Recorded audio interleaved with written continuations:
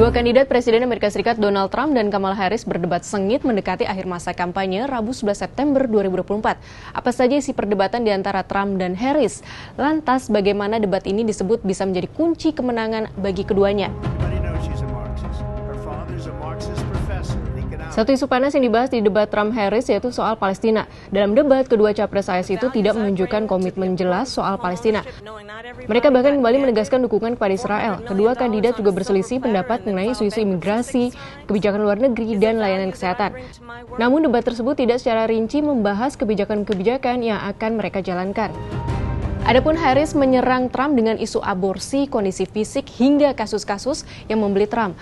Debat berlangsung sengit dan panas. Trump balik menyerang dengan menyebut Harris membenci Israel dan penduduk Arab.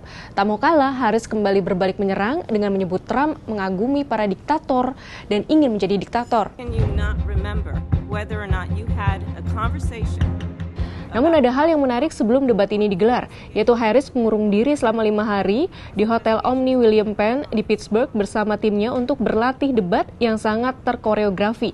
Sementara capres dari Partai Republik Donald Trump fokus latihan debat dengan dihujani pertanyaan-pertanyaan informal dari para ajudannya. Lalu bagaimana respons publik setelah debat Trump-Harris 11 September? Mega bintang pop Taylor Swift akhirnya memberitahu 283 juta pengikutnya di media sosial Instagram soal pilihan politiknya.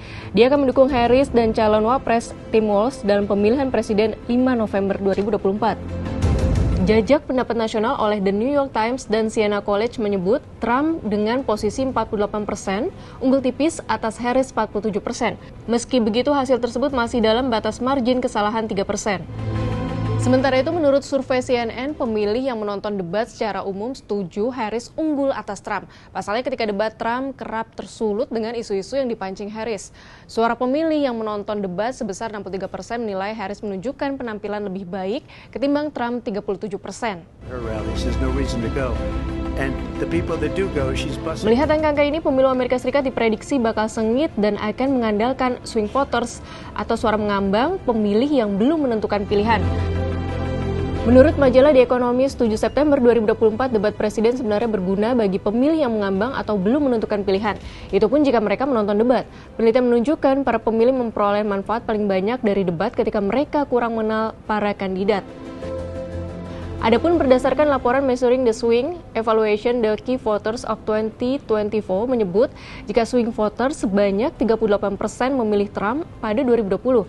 Mereka memprioritaskan isu ekonomi dan secara umum lebih mempercayai Trump daripada Harris untuk menangani ekonomi. Swing voters juga lebih menyukai kandidat yang melindungi kebebasan, jujur, dan berjuang untuk kelas pekerja. Debat presiden mulai dianggap penting saat John F. Kennedy dan Richard Nixon beradu pendapat di televisi pada 1960. Para kandidat bisa mendapat momentum jika performanya baik dan bahkan bisa mengubah permainan. Namun jika melakukan kesalahan akan diingat sepanjang masa. Dalam sejarah debat presiden Amerika Serikat, ada beberapa debat yang berdampak besar. Salah satunya debat terakhir Biden-Trump 27 Juni 2024 yang berujung pengunduran diri Biden dari pencalonan gara-gara performa debatnya sangat buruk. Yang pasti debat capres di AS benar-benar dimanfaatkan para pemilih rasional untuk melihat sosok mana yang paling mumpuni menangani isu-isu krusial. Indonesia selayaknya mencontoh debat-debat capres terutama di Amerika Serikat supaya ajang debat dapat menjadi etalase pemikiran calon pemimpin bukan sekadar saling mencerca tanpa dasar apalagi formalitas belaka.